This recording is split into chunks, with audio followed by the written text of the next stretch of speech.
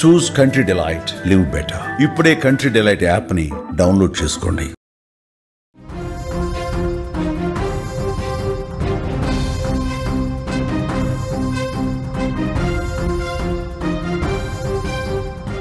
తెలంగాణలోనే కాదు దేశంలోనే సంచలనంగా మారింది గర్భవతి స్వాతి హత్య కేసు. ప్రేమించిన భర్తే స్వాతిని చంపి ముక్కలు ముక్కలుగా నరికి మూసిలో పడేయటం అందరినీ ఒక్కసారిగా ఉలిక్కిపడేలా చేసింది. స్వాతి స్వగ్రామం వికారాబాద్ జిల్లా కామారెడ్డిగూడ ప్రస్తుతం శోక సంద్రంలో మునిగిపోయింది. కుటుంబ సభ్యులు, గ్రామస్తులందరూ కూడా కన్నీరు పెట్టుకుంటున్న పరిస్థితి. నిందితుడిని కఠినంగా శిక్షించాలని గ్రామంలో అతడి ఇంటి ముందు ఆందోళన చేస్తున్న పరిస్థితి ఉంది. గర్భిణి అని చూడకుండా హత్య చేసిన మహేందర్ రెడ్డిని చాలా కఠినంగా శిక్షించాలి, అసలు వాడిని జైల్లో పెట్టడం కాదు మాకు అప్పగించాలంటూ పెద్ద ఎత్తున డిమాండ్ చేస్తున్న పరిస్థితి. అసలు మహేందర్ రెడ్డి గురించి పూర్తి సమాచారం మనం తెలుసుకునే ప్రయత్నం చేద్దాం. భార్య స్వాతిని అంత దారుణంగా నరికి చంపటానికి కారణం ఏంది? చంపేసి ముక్కలు ముక్కలు చేసి మూసీలో పడేసినటువంటి ఒక సైకో మైండ్ సెట్ని మనం తెలుసుకునే ప్రయత్నం చేద్దాం. ప్రస్తుతం మనకి లైవ్ కాల్లో జాయిన్ అయ్యారు స్వాతి సిస్టర్ శ్వేత. మాట్లాడదాం. శ్వేత, ప్రేమించి పెళ్లి చేసుకున్నారు కదా మీ అక్కను మహేందర్ రెడ్డి. అంటే అతని మైండ్ సెట్ ముందు నుంచి బాగుండేవాడా? పెళ్లి తర్వాతే ఈ విధంగా బిహేవ్ చేయటం స్టార్ట్ చేశాడా? ఎందుకంటే పెళ్ళైన తర్వాత అన్ని గొడవలు అయినట్టు కదా, నెలకి కనీసం ఒక్కసారైనా గొడవ జరుగుతుంది, మళ్ళీ దాన్ని పంచాయతీ పెట్టి సెట్ చేసేవాళ్ళు, ఈ తరచూ గొడవలు జరుగుతున్నాయని విన్నాం. అంటే ఆ మహేందర్ రెడ్డి ఆలోచన విధానం ఏ విధంగా ఉండేది? ముందు నుంచి మీ ఊళ్ళోనే మీ ఇంటి దగ్గరే ఉండేవాడు కదా, అతని మైండ్ సెట్ ఎలా ఉండేది ఒక్కసారి చెప్పండి. తను సైకో సార్, మంచోడు కాదు. తను మా అక్కని చాలా ఇబ్బంది పెట్టేవాడు. మా అక్క నాతో చెప్పేది కూడా, చాలా కొట్టేది తోడు కూడా సార్. చాలాసార్లు తనని మస్తు హింసించిండు సార్. చనిపో అని చెప్పేసి ఆమెకు తాడు కూడా కొనుక్కొచ్చి ఊరేయడానికి ప్లాన్ చేసిండు సార్. అట్లా కూడా చేసిండు. ఊళ్ళో పంచాయతీ పెట్టి తొలుకోండి సార్. మొన్న అయితే ఇక తను అట్లా చేసిండు, పంపించేసిరు. మళ్ళీ తను పోనని చెప్పేసి అన్నది. తను ప్రెగ్నెన్సీ ఉన్నందుకు పోయింది సార్.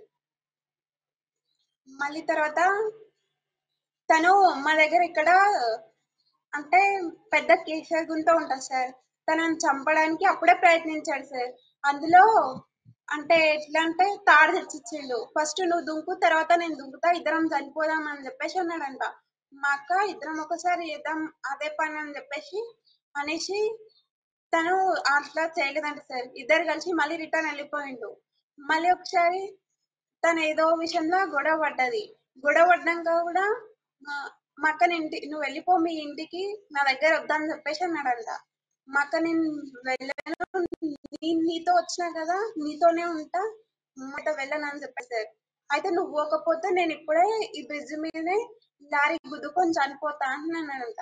అందుకు మా అక్క సైలెంట్ గా వచ్చి ఇంటికి అయితే వచ్చేసింది సార్. శ్వేత, మీ అక్క మహేందర్ రెడ్డి ప్రేమించి పెళ్లి చేసుకున్నారు కదా, ముందు ఇంట్లో నుంచి వెళ్ళిపోయారు, ఆర్య సమాజంలో పెళ్లి చేసుకున్నారు, తర్వాత ఇరు కుటుంబాలు ఒప్పుకొని యాదగిరిగుట్టలో పెళ్లి చేశారు, అవునా? మా వాళ్ళైతే ఒప్పుకోలేరు సార్. వాళ్ళ అమ్మ నాన్న వాళ్ళ అక్క అయితే యాదగిరిగుట్ట దగ్గర అయితే పెళ్లి చేసిర్రు. వాళ్ళు ఫొటోస్ పెట్టినప్పుడు చూసినాం సార్. అప్పుడు చూసినాక కూడా ఒకళ్ళే గొడవలైనాయి సార్ మాకు వాళ్ళకి మస్తు. అట్లా జరిగింది. అంటే మా అక్కని ఫస్ట్ తీసుకెళ్ళినప్పుడే మా డాడీ నిన్ను చంపేస్తా, నా కూతుర్ని నాకు తెచ్చియకపోతే మంచిగా ఉండదని చెప్పేసి గొడవ పడ్డాం సార్. అప్పటికి ఇక తను వెళ్ళాడు, ఏం చేస్తావో చేసుకో అని చెప్పేసి రెచ్చగొట్టిండు సార్ మాట్లాడినట్లా. తర్వాత ఇక చాలా ఇష్యూస్ అయినాయి సార్. అయితే మహేందర్ రెడ్డి ప్రవర్తన ఏ విధంగా ఉండేది? అతను మీ ఇంటి దగ్గరలోనే ఉండేవాడు, మీ అక్కను ప్రేమించి పెళ్లి చేసుకున్నాడు, చిన్నప్పటి నుంచి అతన్ని చూస్తూనే ఉన్నారు కదా, కొన్ని సంవత్సరాలుగా అతన్ని గమనిస్తూనే ఉన్నారుగా. అతను ఇంత సైకో మెంటాలిటీ, అసలు అక్కని ఇంత దారుణంగా వాడు ముక్కలు ముక్కలుగా నరికి మూసి నదిలో పడేస్తాడని చెప్పి ఎవరు ఊహించుండరు. అతని మైండ్ సెట్ గురించి ఏం చెప్తారు అతని దగ్గరగా చూసిన వ్యక్తిగా? తన గురించి అయితే మా అక్కకి ఏం తెలియదు సార్. జస్ట్ తను ఒక 4 years బ్యాక్ మా అక్కకు ఇట్లా ప్రపోజ్ చేసిండు. మా అక్క యాక్సెప్ట్ అయితే చేయలేకుండే. మా అక్క తర్వాత హాస్టల్లో ఉండేది సార్. నేనైతే ఇంటి దగ్గర చదువుకోలేదాన్ని, మా అక్క హాస్టల్లోనే ఉండేది. తను ఎట్లా చేసిండో ఏం చేసిండో మాకు తెలీదు. అంటే సంక్రాంతి పండగకి హాస్టల్ నుండి వచ్చింది. అప్పుడు అంటే ఫోన్ మాట్లాడి మా అమ్మకి దొరికిపోయింది. నువ్వు ఇట్లా చేసావా అని చెప్పేసి అయితే ఇట్లా చెప్పింది. తనని తిట్టిండ్రు సార్, చాలా తిట్టిరు. మా పేరెంట్స్ అయితే తిట్టినుండే. ఇక తను వినలేదు. మా అక్క మా పేరెంట్స్ ని ఒప్పుకోమని చెప్పింది. వద్దు, మంచోడు కాదమ్మా, నీకు తెలుసు కదా. మా ఊళ్ళో కూడా చాలా మందిని యూజ్ చేసుకొని వదిలేసిండు సార్. తను అంతే, తన ఈ తమ్ముడు విషయం మీ కూడా అక్కకి అంతే సార్. తెలీదా? చాలా మందిని యూజ్ చేసుకొని వదిలేశాడు, మంచోడు కాదు అని మీ అక్కకి తెలీదా ఇది? మా అక్క నమ్మారు సార్ అట్లా.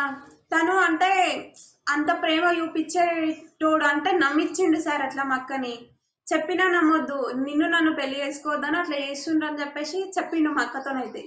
మా అక్క నమ్మి మోసపోయింది సార్ అంతే. అంటే తను ఎలాంటి వాడు కూడా తెలియకుండా తనని ఇష్టపడ్డది సార్. అంటే ఎట్లా, చాలా ఆమె అయితే లవ్ చేసేది సార్. వాడైతే ఈ పని చేద్దామని చెప్పేసి అట్లా చేసిండు మా అక్కనైతే. మా అక్క ఏ తప్పు చేయలేదు సార్, కానీ ఎందుకు అట్లా చంపిండు కారణం తెలీదు. పిసికిండు, ఆల్రెడీ చంపేసి ముక్కలు ముక్కలు నరికి అంత ఏముండే సార్ మా అక్క పైన. ఒక్క ప్రాణం, 2 ప్రాణాలు తీసేసిండు కదా సార్. తనకి ఏం చేస్తారో మీకే తెలియదు సార్. కాకపోతే తననైతే ఖచ్చితంగా ఉరిశిక్ష తీయాలి సార్. అయితే పెళ్లి చేసుకోకముందు ప్రేమ బాగా నటించాడు మహేందర్ రెడ్డి. పెళ్ళైన తర్వాత అంటే పెళ్ళి అట్లా చేసుకున్నాడో లేదో 2 నెలలకే గొడవలు వచ్చినాయంట కదా, చాలాసార్లు పంచాయతీలు చేశారంట కదా. అంటే ఈ గొడవ పడ్డ సందర్భంలో హైదరాబాద్ నుంచి మీ ఇంటికి వచ్చే చాలా సందర్భాలు వచ్చింది. ఏం చెప్పేది? ఇంటికి వచ్చిన అక్క మహేందర్ రెడ్డి గురించి ఎక్కువ గొడవ పడుతుండేది కదా, ఏం చెప్పేది? ఒక చెల్లిగా మీతో అన్నీ పంచుకుంటుంది కదా మీ అక్క. ఎలాంటి గొడవలు జరిగేవి, ఏమనేవాడు? అంటే మా అక్క ఏం చేసిందంటే, ఒక పెళ్లి చేసుకున్నాక ఒక 4 నెలలు మంచిగా ఉన్నారంట సార్. తర్వాత తనకు ప్రెగ్నెన్సీ వచ్చింది సార్.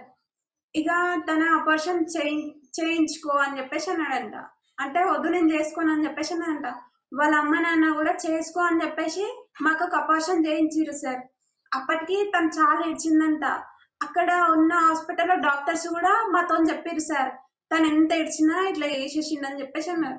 మళ్ళీ మొన్న కూడా ప్రెగ్నెన్సీ ఉంది సార్. ఇప్పుడు 6 months బేబీతో సహా తనని చంపేసిండు కదా సార్. అది కూడా మళ్ళా ఆపరేషన్ చేయించుకో అంటే తను చేయించుకోనని చెప్పిందంట సార్. ఏ కారణంగా అంటే తననైతే చాలా ఇబ్బంది పెట్టేవాడు సార్. చాలా సార్లు కూడా ఊరేసుకొని అట్లా కూడా ట్రై చేసింది. నేను చచ్చిపోతా ఊరేసుకొని అంటే తను సరే తాడు శ్వేత, కొనుక్కొచ్చి మరి మొదటిసారి అబార్షన్ చేసే సమయంలో మీ పేరెంట్స్కి తెలీదా ఈ విషయం? మీ పేరెంట్స్ అసలు అప్పుడు మాటలు ఉన్నాయా లేవా? మహేందర్ రెడ్డి ఫ్యామిలీతో మీ పేరెంట్స్కి మాటలు ఉన్నాయా? మొదటిసారి అబార్షన్ చేసేటప్పుడు ప్రతిఘటించలేదా, వద్దని చెప్పలేదా? అంటే తను ఏ రోజైతే మా ఇంట్లోకి వెళ్ళి పోయిందో మాకు సంబంధం లేదని చెప్పేసి వదిలిపెట్టేసినాం సార్. అయితే ఎట్లా తెలిసిందంటే, మాకు మా అమ్మకి హెల్త్ బాగాలేకుండే సార్. గాయత్రి హాస్పిటల్కి తీసుకెళ్ళినాం. అక్కడ ఒక సిస్టర్ నర్స్ తెలుసు సార్, మా అక్క తెలుసు తనకి. చెప్పింది ఇట్లా మీ పాప ప్రెగ్నెన్సీ ఉండమ్మా ఇట్లా వేసిర్రు అని చెప్పేసి అంటే, మా అక్క అప్పుడు రీసెంట్ గా నాతోని దొంగ చాటుగా చాటింగ్ చేసేది సార్. అట్లా చేసి చెప్పింది ఇట్లా జరిగిందని చెప్పేసి అన్నాక, నేను మా ఫాదర్ తో చెప్పలేను, మా అమ్మతో అయితే చెప్పినుంటి ఇట్లా చేసిండంట, ఇట్లా ప్రెగ్నెన్సీ ఉందంట, తీయించిరంట అని చెప్పేసి అన్నా. అట్లా ప్రెగ్నెన్సీ తీయించినాక కూడా మా విలేజ్ లో దొరికొచ్చి వాళ్ళ అమ్మ అలా చేన్ల పని చేయించింది సార్. నెక్స్ట్ డేనే అపార్షన్ చేయించిన అమ్మాయిని చేన్ల పని చేయించింది సార్. అంత దుర్మార్గులు సార్ వాళ్ళైతే. అయితే ఇక్కడ అబార్షన్ చేయించుకున్న విషయం సీక్రెట్గా, అంటే ఎవరికి అతను మహేందర్ చూడకుండా వాళ్ళ ఫ్యామిలీ మెంబర్స్కి తెలియకుండా సీక్రెట్గా మీతో చాట్ చేసినప్పుడు ఈ విషయం బయటపడింది. అంటే మీతో కావచ్చు, మీ ఫ్యామిలీ మెంబర్స్తో మాట్లాడాలంటే భయపడేది మీ అక్క. అంటే కుటుంబంతో అసలు మాట్లాడొద్దని చెప్పేసి అనేవాడా మహేందర్ రెడ్డి?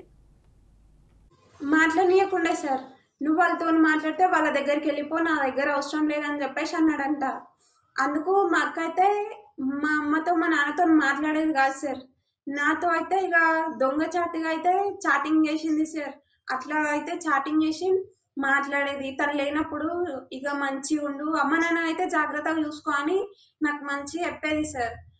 అంతవరకు అయితే అట్లా చేసింది సార్. ఇక ఓకే, ఇప్పుడు మొన్న కూడా వినాయక చవితి పండుగ వస్తుంది, ఆ పండగకి నేను ఇంటికి వెళ్తాను, నేను మళ్ళీ ఒకసారి టెస్టులు కూడా చేయించుకోవాలి, ఇప్పుడు గర్భంతో ఉన్నా కదా, మళ్ళీ ఒకసారి టెస్టులు చేయించుకోవాలి, వినాయక చవితికి ఇంటికి వెళ్తాను అంటే అక్కడ అసలు గొడవ స్టార్ట్ అయిందంట కదా, ఈ విషయం తెలుసా మీకు? తెలీదు సార్. అంటే తనని చెప్పింది సార్ నాతో నక్క అయితే గవర్నమెంట్ హాస్పిటల్లో చూయిస్తుండు, ప్రైవేట్ హాస్పిటల్ అయితే చూపిస్తలేడు అంటే అట్లా ఆయన చూపిస్తుండు కదా మంచిగా ఉంటాయి కావాలని చెప్పేసి అన్నా సార్. ఇక ఎట్లా అంటే ఒక ఫుడ్ కూడా తెచ్చిపెట్టే అంత స్తోమత లేదు సార్ వాడికి. అంత హీనంగా ప్రవర్తించేవాడు. నాతోనే ఇట్లా కాలేజ్ దగ్గరికి వచ్చి అట్లా మా అక్కకి పిచ్చి లేచిందని చెప్పేసి నన్ను నమ్మించి బయటికి తీసుకొచ్చి ఏం చేద్దాం అనుకున్నా నాకు తెలియదు సార్. నేనైతే నమ్మి బయటికి వచ్చేసిన. కార్ చూసి డౌట్ వచ్చి ఇక నేను సైలెంట్ గా ఊకున్నా. మా అక్కకి చెప్తా, మా అక్కని అడుగుతా, అప్పుడు నీ ఎంట వస్తా అని చెప్పేసి అన్నా. ఇక ఈవినింగ్ వచ్చినాక అక్కకి ఫోన్ చేసి నువ్వు మా చెల్లి దగ్గరికి పోవడానికి కారణం ఏంది, మా చెల్లి దగ్గరికి పోవడానికి కారణం ఏంది అని చెప్పేసి మా అక్క అన్నది. అయితే తను అన్నాడంట నాకు ఎందుకన్నా పోతా, నీకేం అవసరం అని చెప్పేసి మా అక్కను కొట్టిండంట సార్. అంటే నా దగ్గరికి వచ్చిందే కాక నువ్వు మా అక్కను కొట్టినావు, ఎందుకు కొట్టినావు, కొట్టి అసలు తను ఏడ్చిందంట సార్. నేను చచ్చిపోతా, నువ్వు మా చెల్లెల దగ్గరికి ఎందుకు ఉన్నావు, నాకు రీజన్ చెప్పకపోతే చచ్చిపోతా అంట. చచ్చిపో అని చెప్పేసి పెట్రోల్ కొనుక్కొచ్చి ఇచ్చిండంట సార్. పోసుకొని అంతా పెట్టుకొని చెప్పేసి అట్లా వేసిండంట సార్. ఒకసారి కూడా ఫ్యాన్ కి ఊరేసుకుని చైర్ దగ్గర పెట్టి మరి ఫోటో తీసి ఫోటో ఫోన్ లో ఉంచుకోండి సార్ దాన్ని. దగ్గరికి ఎందుకు వచ్చాడు? కారు తీసుకొని మిమ్మల్ని కారులో తీసుకుపోయి ఏదైనా చేద్దామన్న ఉద్దేశంతో వచ్చాడా? అదే నేనైతే చెప్పలేను. అమ్మకి చెప్తే అమ్మ అయితే అదే భయపడ్డది సార్, అట్లనే అనుకుంది. ఇప్పుడు మహేందర్ రెడ్డి ఫ్యామిలీ మెంబర్స్ ఏం చెప్తా ఉన్నారు? మహేందర్ రెడ్డి పేరెంట్స్ ఏమంటా ఉన్నారు? వాళ్ళు అసలు మంచోళ్లే కాదని చెప్పి మీ ఇంట్లో వాళ్ళందరూ చెప్తా ఉన్నారు. అయినప్పటికీ కూడా సరే పెళ్ళి అయిపోయింది, ఇప్పుడు ఇక్కడికైనా బాగుంటారు కదా అని చెప్పి మీరు భావించారు, కానీ దారుణంగా చంపేసిన పరిస్థితి ఉంది. ఇప్పుడు ఏం కోరుకుంటున్నారు మీరు? మా వాళ్ళకైతే వాడిని ఖచ్చితంగా ఉరి శిక్ష తీయాలి సార్. లేదంటే వాడిని మా ముందర రమ్మని, మా అక్కని ఎట్లా ముక్కలు ముక్కలు నరికిండో వాళ్ళని కూడా అట్లా నరికేస్తాం. అప్పటి వరకు మా మనశ్శాంతి ఉండదు. మా డాడీ ఆటో డ్రైవింగ్ చేస్తాడు సార్. మా డాడీ పైన ఇంకా చాలా కక్ష సార్. ఎందుకంటే లవ్ మ్యారేజ్ లేచిపోయినప్పుడు మా డాడీ వాళ్ళ ఇంటి పైన పెట్రోల్ పోసిండు. ఎందుకంటే అది నింపుకొని నువ్వు ఎందుకు చంపినావు మా అక్కని తెలీదు, పిసికి మరి నువ్వు ముక్కలు నరికేసినావు. అదే నువ్వు బయట ఊళ్ళకి రాకపోయినా నువ్వు బయట ఉన్నా ఎప్పటికైనా నువ్వు ఎవరినన్నా ఏమన్నా చేసేస్తావు, నువ్వు బతికుండొద్దు. నువ్వు మాత్రం ఖచ్చితంగా ఎవరిని చంపేయాలి సార్. ఏదన్నా అంటే జైల్లో వేసి ఉరి శిక్ష తీస్తారా, లేదా ఊళ్ళకి ఇప్పుడు మా అక్కనైతే డెడ్ బాడీ తీసుకురాలేదు సార్, తీసుకొని డైరెక్ట్ మన ఊళ్ళకి రమ్మను. ఇద్దరు డెడ్ బాడీ ఒకటే దగ్గర పడాలి అంతే. మీ అక్కని చంపిన తర్వాత కూడా మీ అక్క ఫోన్ నుంచి మెసేజ్ చేశారట కదా, ఇప్పుడే మేము భోజనం చేసాం, మేము బాగానే ఉన్నాం, మీరేం టెన్షన్ పడొద్దు అని చెప్పి మీ అక్క ఫోన్ నుంచి మీకు మెసేజ్ చేశారంట కదా? అట్లా ఏం చేయలేదు సార్. నాకు మొన్న 3 days బ్యాక్ నాతో ఫోన్ మాట్లాడింది సార్. అంటే మా ఫాదర్ కి ఫీవర్ వచ్చింది సార్, హెల్త్ బాగాలేకుండే. అయితే నాకు కూడా మొన్న ఫీవర్ వచ్చింది, నేను మాట్లాడను, నాకు ఓపిక లేదని చెప్పేసి ఫోన్ కట్ చేసేసిన. మొన్న 1 o'clock కి నాకు మెసేజ్ చేసింది, హాయ్ అని పెట్టింది. ఇక నేను రిప్లై అయ్యలే. మళ్ళీ 2 o'clock కి కూడా మెసేజ్ చేసింది, నేను రిప్లై అయ్యలేను సార్. ఈవినింగ్ వాడే మా అక్కని చంపేసి వాడు మెసేజ్ చేసి చూసిరా సార్. మా అక్కని 3 o'clock చంపేసిండంట. 6 గంటలకి ఏమని మెసేజ్ చేసిండు, రిప్లై ఇవ్వమా అని చెప్పి పెట్టిండు. మళ్ళీ శ్వేత రిప్లై అని చెప్పేసి పెట్టిండు. మా అక్క అట్లా చాటింగ్ చేస్తారు, నేను గుర్తుపట్టిన. ఇక చెప్పు అని చెప్పేసి పెట్టిన. తర్వాత తిన్నరా అని పెట్టిండు, అది మా అక్క చాటింగ్ కాదు సార్. వాడు ఎంత దుర్మార్గుడు అయితే వాడు అట్లా చేశాడు సార్. చంపి మరి నాకు మళ్ళీ రిటర్న్ మెసేజ్ చేసిండు. ఏం చెప్పేవాడో నాకు తెలీదు. నేను మా అక్క అని నేను అనుకోలేదు. నేను పడుకున్నా, ఇక అంతే మెసేజ్ చేసిండు. నేను ఇక ఏం రిప్లై ఇవ్వలేను సార్. పెళ్ళి అయిన తర్వాత జరుగుతున్న గొడవల నేపథ్యంలో మీ అమ్మా నాన్నతో మీ అక్క తరచుగా మాట్లాడేదా? వీడి బిహేవియర్ గురించి, వీడు ఎన్ని ఇబ్బందులు పెడతా ఉన్నాడు, చావమని చెప్పి పెట్రోల్ తీసుకొస్తా ఉన్నాడు, ఉరేసుకోమని చెప్పి తాడు తీసుకొస్తా ఉన్నాడు, ఇవన్నీ విషయాలు మీ పేరెంట్స్తో పంచుకునేదా? ఫోన్లు చేసి చెప్పేదా మీ అక్క?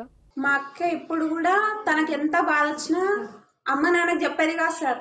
నాతోనైతే చెప్పేది, ఇట్లా చేస్తుండు అట్లా చేస్తుండు. వేరే అమ్మాయిలతో కూడా చాటింగ్ చేసిండంట సార్.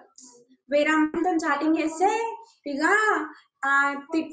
తిట్టిందంట, నువ్వు ఎందుకు ఇట్లా చేస్తున్నావు నేను ఉండగా అంటే, ఫ్రెండ్ ఫ్రెండ్ అని చెప్పేసి చెప్పిందంట. తను అప్పటికి కూడా మళ్ళీ ఇక ఇష్యూ వేసుకుందంట, ఏమేమో వేసిందంట. అంతకు ముందు కూడా రీసెంట్ గా మొన్న చాకులు కొనుక్కొచ్చిందంట సార్, ఇంట్లో పెట్టిందంట. ఎందుకు ఎట్లా కోసుకొని చచ్చిపోతా నువ్వు నాతో కూడా పడ్డప్పుడు అని చెప్పేసి అన్నాడంట. వాటితోనే చంపేసిండో కూడా తెలియదు సార్, ఇప్పుడు అర్థమవుతుంది నాకు. ఇప్పుడు ప్రస్తుతం వాళ్ళ ఇంటి దగ్గర ఆందోళన చేస్తున్నట్టుగా సమాచారం వస్తుంది. వాళ్ళ కుటుంబ సభ్యులు ఇంటి ఎదుట ఆందోళన చేస్తున్నారు. మీరు మీ బంధువులందరూ న్యాయం కావాలని చెప్పి కోరుతా ఉన్నారు. వాడిని కఠినంగా శిక్షించాలని చెప్పి డిమాండ్ చేస్తూ ఉన్నారు. ఆ నమ్మకం ఉందా మీకు? ఉంది సార్, ఖచ్చితంగా ఉంది. చెయ్యకపోతే వానికి ఎలాంటి శిక్ష వేయకపోతే గవర్నమెంట్ దగ్గర వచ్చి మా అమ్మ నాన్న నేను నా తమ్ముడితో సహా చచ్చిపోతాం సార్. అలాంటి వాడిని బతకనియడం ఇట్లా అనకూడదు. మీరు ధైర్యంగా ఉండండి, మీరు ధైర్యంగా ఉండండి. తప్పకుండా చట్ట ప్రకారం శిక్ష పడుతుంది. తప్పు చేసిన వాళ్ళకి చట్టం 100% శిక్షిస్తుందమ్మా. మీరు ధైర్యంగా ఉండండి. మీ అక్క ఆత్మ శాంతి కలగాలి. అట్ ద సేమ్ టైం ఏంటంటే ఇంత దుర్మార్గంగా ప్రవర్తించాడు. నిజంగా పెళ్ళైన దగ్గర నుంచి ఎన్ని బాధలు పడుతున్నాడు అన్ని పోలీసుల ఇన్వెస్టిగేషన్లో బయటకు వస్తుంది. మీ అక్క ఎన్ని బాధలు పడింది, ఆ తర్వాత వాడు చంపే సమయంలో ఏ విధంగా ఆలోచన చేశాడు, చంపిన తర్వాత ఏ విధంగా ప్రవర్తించాడు, ఇవన్నీ కూడా ఒక్కొక్కటి పోలీసులు బయట పెడతానే ఉన్నారు. న్యాయం జరుగుతుంది, మీరు ధైర్యంగా ఉండండి. అది శ్వేత లైవ్ కాల్లో వచ్చి సమాచారం అందించారు. అంటే అక్కను కోల్పోయిన బాధ, వాళ్ళ పేరెంట్స్ కూడా తమ కుమార్తెని కోల్పోయినటువంటి బాధ ఉంది. డెఫినెట్గా మహేందర్ రెడ్డి అనేటువంటి ఒక నీచుడు, ఒక సైకో చాలా దారుణంగా ప్రవర్తించి ముక్కలు కట్ చేసి ఆ పీసులు కూడా మళ్ళీ అక్కడ బయటకు కనిపించకూడదన్న ఉద్దేశంతో బ్లాక్ కవర్లో మూట కట్టి మూసి నదిలో పడేశారు. అవి కూడా దొరకకుండా ప్రస్తుతం పరిస్థితుంది. ఎందుకంటే వెతుకుతూ ఉన్నారు. వర్షాలు పడిన నేపథ్యంలో ఆ వరదలో అవన్నీ కొట్టుకుపోయినాయి. పూర్తిగా శరీర భాగాలు దొరకని పరిస్థితి ఉందంటే సిచ్యువేషన్ అంత దారుణంగా ఉందని అర్థమవుతుంది. ప్రస్తుతం అతను కటకటాల వెనక్కి వెళ్ళాడు. కానీ ఇది సరిపోదు, ఇంకా దారుణంగా కఠినంగా శిక్షించాలి, లేదంటే మాకు అప్పగించండి, వారి సంగతి మేము చూస్తామంటూ కుటుంబ సభ్యులు మాట్లాడుతూ ఉన్నారు. నిజంగా ఇలాంటి సైకోలకి కఠినంగా శిక్ష వేయాలి. కఠినంగా శిక్ష అంటే సంవత్సరాలు జైల్లో వేయటం కాదు, ఇంకా చాలా కఠినంగా శిక్ష వేయాలి. ఇలాంటి దుర్మార్గాలు ఇంకెవరన్నా చేయాలంటే భయపడే స్థాయిలో చట్టాలు ఉండాల్సినటువంటి అవసరం ఉంది.